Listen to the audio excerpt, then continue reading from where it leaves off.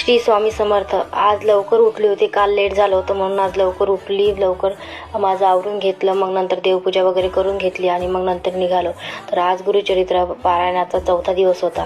तर मस्त गेली मी आज, मस्त दर्शन वगैरे घेतलं, स्वामींचं दर्शन घेतल्यानंतर आज सोमवार पण होता ना, तर मग शिवलिंग आणि नंदीचं पण दर्शन वगैरे घेतलं आणि दर्शन घेतल्यानंतर थोडा वेळ शिवलिंगाजवळ बसले आणि नंतर मग मी जिथं पारायण करते ते माझ्या जागेवर गेले. तिथं जाऊन मस्त दिवा वगैरे लावून घेतला, दिव्यात तेल वगैरे टाकले आणि दिवा लावून घेतला आणि मग नंतर स्वामींच्या ग्रंथाला वगैरे कुंकू, अक्षित, फुलं वगैरे लावून पूजा केली वगैरे. मग नंतर पाया पडले. नंतर मग ग्रंथ ओपन करायच्या आधी मी एक माळ जप केली स्वामी समर्थ मंत्रांची, कारण आपल्या आसपास स्वामींचे वास होतो आपण जर माळ केली तर, आणि आपली एकाग्रता वाढते ग्रंथ वाचण्यासाठी, कारण आपल्याला ग्रंथ वाचायला टाईम लागतो आणि आपले पाय पण दुखतात त्यासाठी.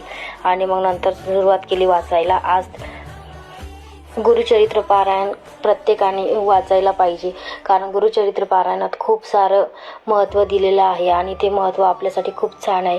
आणि करत आहे पारायण तर मला खूप अनुभव येत आहे. ते अध्याय 30 ते अध्याय 35 पर्यंत आज पारायण वाचन केलं. मग त्यानंतर मंदिरात आले, दर्शन घेतलं स्वामींचं आणि मग नंतर घरी आले. तर असा होता माझा आजचा 4था दिवस पारायणाचा.